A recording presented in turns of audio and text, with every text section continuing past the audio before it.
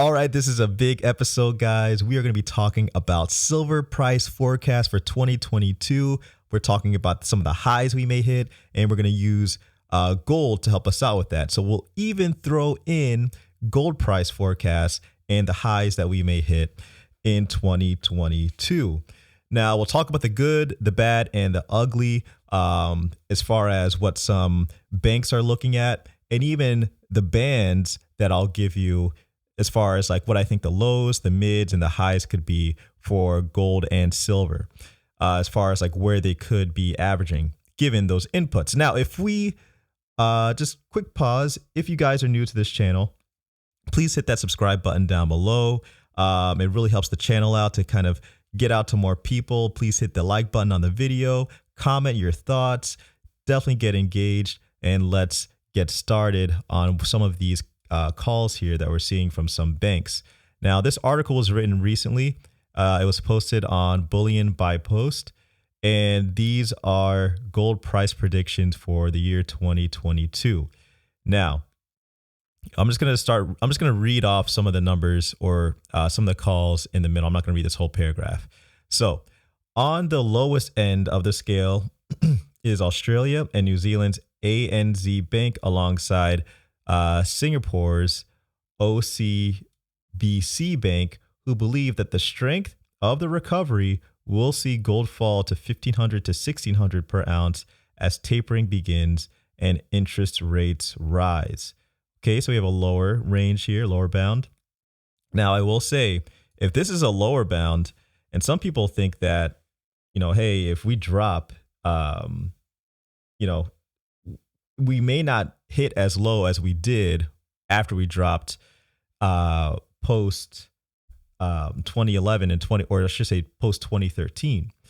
So that's just something to consider. If we've established a base that's that high, that's pretty good as far as the bearings for the next run years after. But let's continue. BMO Capital Markets, UBS Global Wealth Management, and Reuters all predict the gold price in 2022 will average $1,700 to $1,800 per ounce, maintaining the levels seen at the time of writing. Now, again, I will say, if you're kind of getting bored seeing the gold calls and you're into silver, just know that gold will have a bearing on the silver price. So if gold runs, silver will run as well. Okay, let's end here. Other analysts such as Trading Economics see gold averaging at $1,963 per ounce, while Goldman Sachs still feel $2,000 per ounce will be reached by the end of 2021 alone. So we got some pretty hefty calls, we got some pretty modest calls, and we have some somewhat slightly bearish calls. Now, I'm going to go and show you guys my monthly forecasting model and what it would essentially call for a year from now based off of monthly movements. Now, if I were to throw in this 2.08% increase, this is the average annual rate of inflation since 2014. The reason why I started at 2014 was because my model includes Bitcoin prices. So Bitcoin prices didn't really become publicly available until 2014. So I had to kind of fit all of these inputs and start there. So that is one of the biases of this model. But the great thing is that I have a correlation of 0.98 and R squared of 0.96, adjusted R squared of 0.96 as well. And I'll even show you another nice thing that I added to this recently that helps it with accuracy. So again, this is the average, but as we know, next year is going to be very different. A lot of people are saying, hey, the CPI will actually be higher. And some people are saying, well, they see it averaging around 4% on the low end. Some people even say it higher. So I'm going to throw in the 4% number. But first, I'll start off with a 2.08% number just to see how strong things could be given this change. So CPI, I use the hard numbers here. So with the 2%, edition, this is what we would have. I'm just gonna put that in there, copy and paste. And I'm going to also show what the annual increase is of USM2 from this current month. That is this. I'm just going to grab it from down here. I'm actually copying, pasting from within this spreadsheet, just so I don't have to type it all out here for you guys. And let's say, hey, we're around negative 1.11 for real yields. GLD volume. Let's leave it where it is right now. We'll mess with it when if GLD volume actually edges up, which I think it will. I'll actually add this later on. But let's see where we stand right now. Let's say dollar futures are where they are, and let's say Bitcoin is still at $60,000. This would actually bring us up to this number. Boom. So all things being equal, except for CPI and USM2 a year from now, this is where we should be. Now, my gold forecasting model is spitting out $1907, $66. But what's this thing right below it? This is actually called standard error. I didn't write that because it's too technical, but the best way to think about it is a give or take on average. So generally on a month-to-month basis, my model will spit out a number such as this, 1907, but on average, it may be off by $54.67 from what the true price will be. If you think about it, that's actually pretty tight. But because of that, I include that in this model. So if things are particularly bullish, what we may expect is that, hey, we may see highs of around 1962 and 33 cents. Now, what's interesting about that is that number is very close to what trading economics is calling here at 1963, which is pretty wild. The as low as basically is I'm taking the gold forecasting number here, and then I'm subtracting this. This is basically if things are looking particularly bearish, given those numbers, we would have 1852 and 98 cents. Again, this is only given the fact that I changed CPI and USM2. So what I'm going to do right now is actually write this down because I'm going to be using these numbers in the silver forecasting model. So I'm going to write down 1962.33, 1907.66 in the middle, and 1852.98 on the bottom here. So this is if only those numbers changed. Now, let's see what happens if we increase GLD volume to the actual average monthly volume. Because again, take a look here. I mean, if you took a look before, it was pretty low compared to the average. So I'm just going to type, actually, let me just round it up here. And let's see what we get. Okay, that looks pretty good. If we just have this average monthly volume, then things look even more bullish, even compared to where we are on the low end. So what we have here is we have a potential high of 1997.84, a mid of 1943.17, and a low of 1888.50. Now, again, this is keeping Bitcoin and dollar futures where they are. So the dollar, if you notice, is not at 89, not at 90, not at 91. It's at 94. This is the DXY, by the way. So even though the dollar is still kind of strong-ish relative to where it had been in 2020, it's still not stopping gold from rising with CPI, M2, and GLD volume. Now, here's the thing. Currently, GLD volume in October of 2021 is lower. And I would assume that is the case because we've been seeing funds flow from gold into Bitcoin. So now this is where I'm going to make some really, I'm just going to start playing around with some numbers here. So currently Bitcoin is at $60,000 and $60,200. Now, what happens if Bitcoin drops just $5,000? Let's bring it down to 55,000 and see what happens. Boom. So if we bring Bitcoin down to $55,000, that means that gold will rise to almost a high of, it might get as high as $2,026.61, 1971.94, as low as 1917.27. Now, this is the last test I'm going to do before going into silver, because I know a lot of you guys just want to see that. What if I bring this thing down to, let's say, 50,000?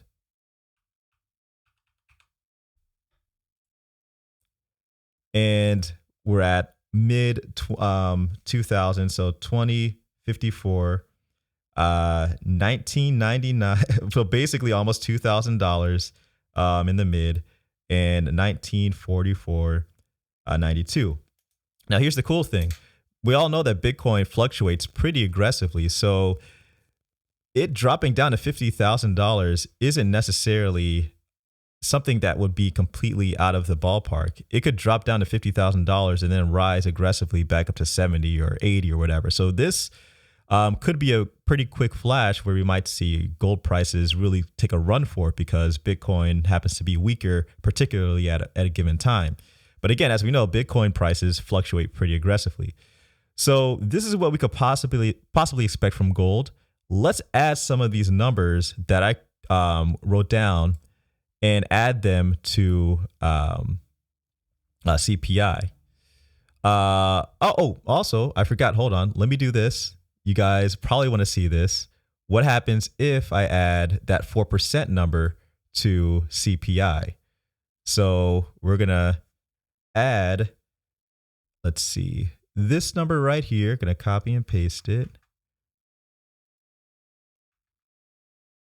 So it goes up from 279 to 285 with that 4% increase.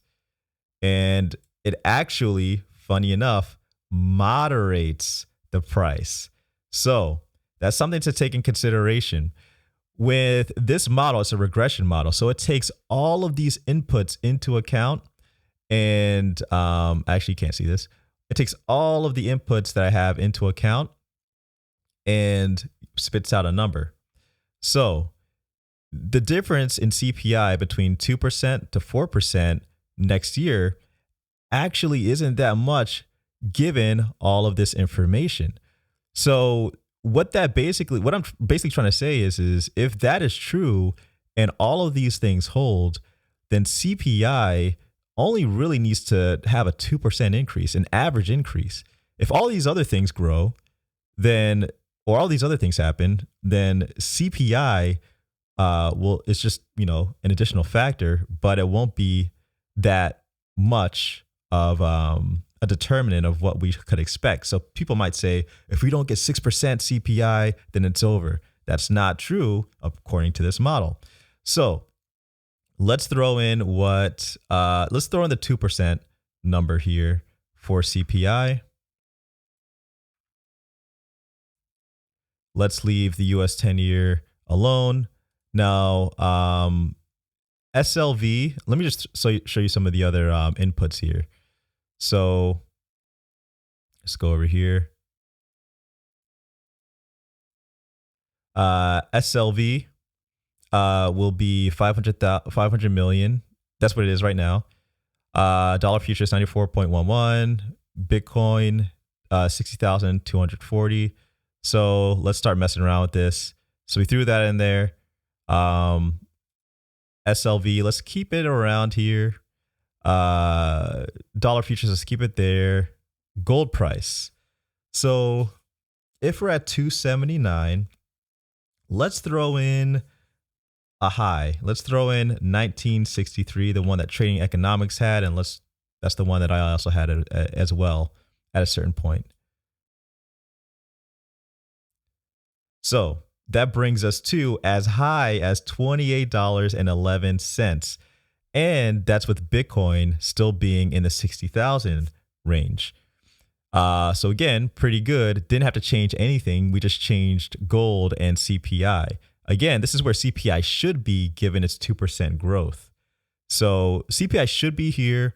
And if gold hits 1963, then we should expect silver to rise that high as well. Or we should expect silver to rise as high as $28 in response. Now, what happens if we... I'm going to just shift this over here a little bit. Now, what happens if we actually add one of the higher numbers to the gold price? So let's try that 1998 one.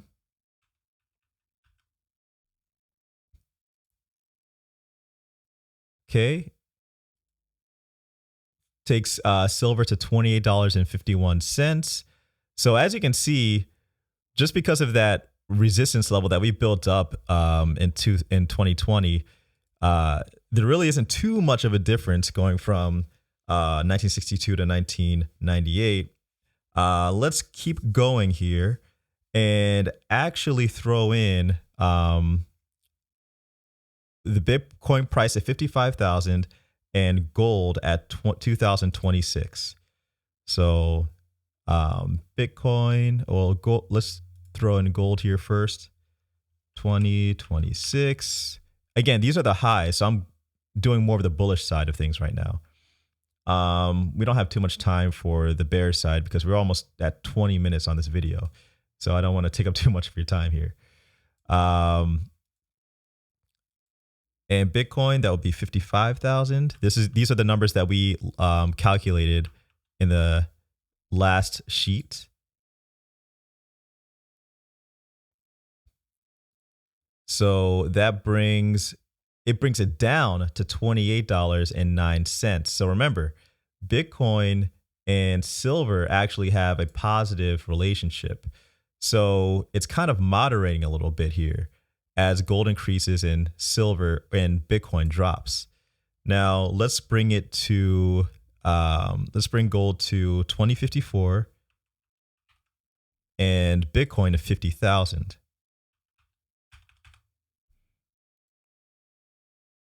$27.69. So here's the interesting thing here.